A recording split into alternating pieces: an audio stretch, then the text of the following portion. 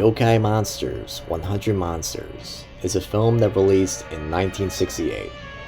It was directed by Kimiyoshi Yasuda.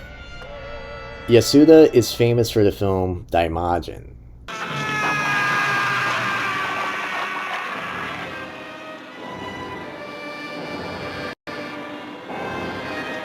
And he even directed 6 of the Zatoichi films. Here, he actually goes for a samurai film with the added bonus of Yokai Monsters. And who wouldn't want that?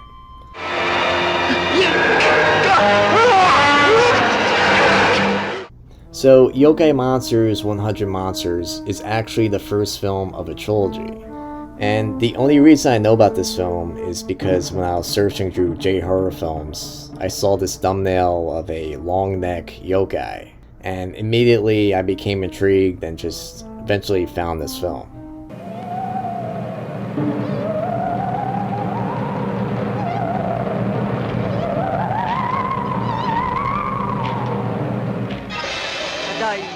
So to understand this film, you first need to know what yokai are.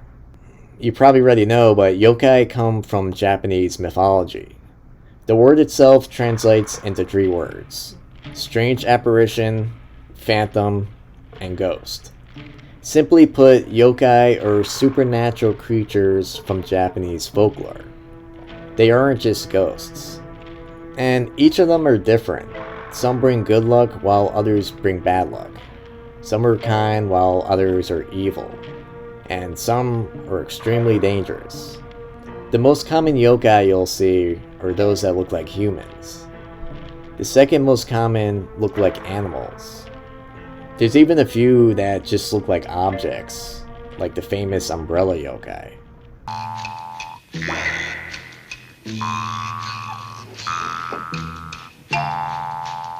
And there's even some that have no confirmed appearance.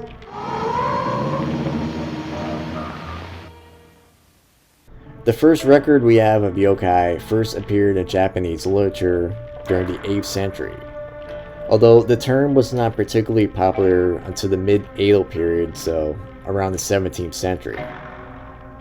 And it didn't even become the standard for the term strange supernatural creatures and occurrences until the 19th century during the Meiji period.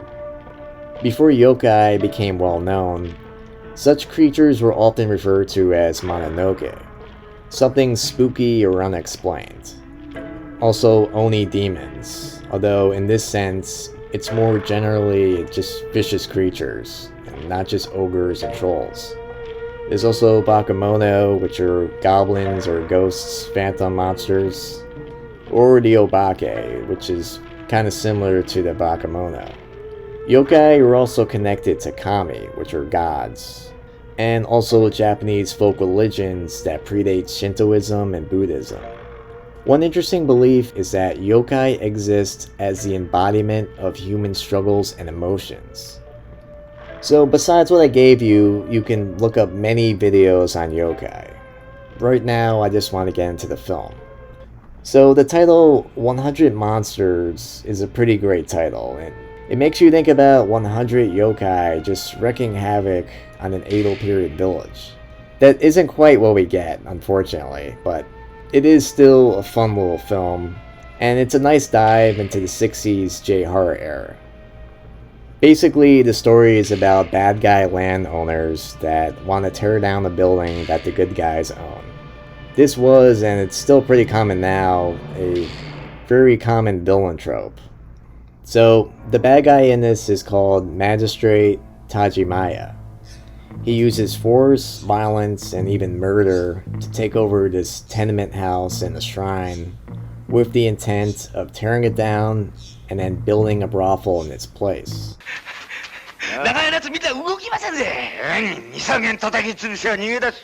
He also uses his leverage to force the daughter of the tenement's owner to become his mistress. Tajimaya's evil deeds eventually anger the local spirits, which are the yokai, and soon him and his minions find themselves cursed, and eventually at the mercy being hunted down by these bloodthirsty yokai monsters. The film's a lot like kaiju films, where there's just a plot involving real people and real struggles, and then you get giant monsters involved. This could have very well have just been a mediocre samurai film with no monsters, but I'll have to admit, the yokai do make this film fun. We also get some pretty interesting yokai. There's of course the iconic long-necked woman that I mentioned earlier. There's also the umbrella monster, which is another famous one.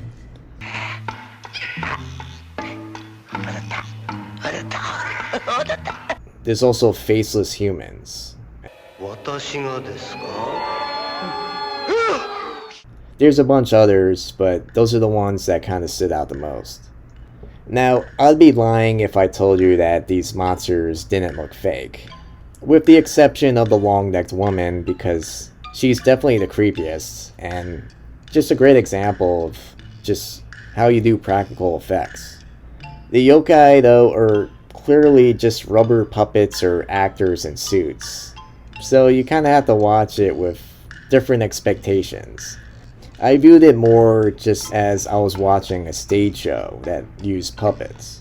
It's really the design and just spooky atmosphere that makes this film. At the end, we're treated to a scene of all the yokai in the film just dancing together, going off into the sunrise. It was kind of like the end of a play where just everyone shows up at the end. The biggest problem with this film though is the yokai aren't the main focus. Instead, we're pretty much treated to a samurai versus landlord's plot, and it proceeds in a rather cliche and predictable fashion. It makes for a passable watch, but it's not anything too exciting, and it's not what anybody started watching a movie that's called 100 Monsters for. This is kind of to be expected from a bit of a budget film from the 60s, but it does affect the overall enjoyment. One thing that's interesting though is that the sequel to this just has all-out monsters and nothing else, so they must have heard this complaint. Overall though, it's just an easy, fun movie to watch, and there's some pretty great creature designs, and you get some great weird moments.